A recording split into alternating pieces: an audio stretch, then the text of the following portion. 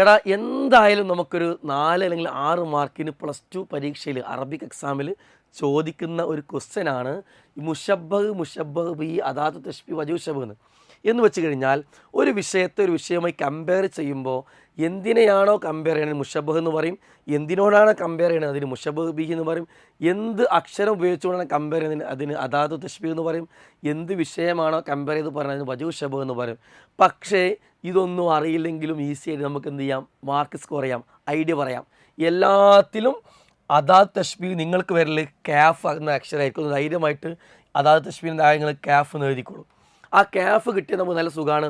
ആ കാഫിന് മുമ്പ് വരുന്ന വാക്കായിരിക്കും എല്ലാത്തിലും മുഷബ്ബഹിൻ്റെ കോളത്തിൽ എഴുതേണ്ട വാക്ക്, എന്ന് വെച്ചാൽ കമ്പയർ ചെയ്യുന്ന വാക്ക്.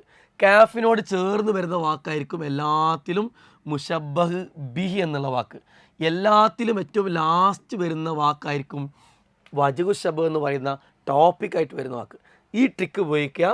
ഈ രീതിയിൽ അർത്ഥമറിയാത്ത സെൻറ്റൻസിനും ഇങ്ങനത്തെ മാർക്ക് നിങ്ങൾക്ക് എന്ത് ചെയ്യാൻ പറ്റും, സ്കോർ ചെയ്യാൻ പറ്റും. All the best. അസ്സലാമു അലൈക്കും.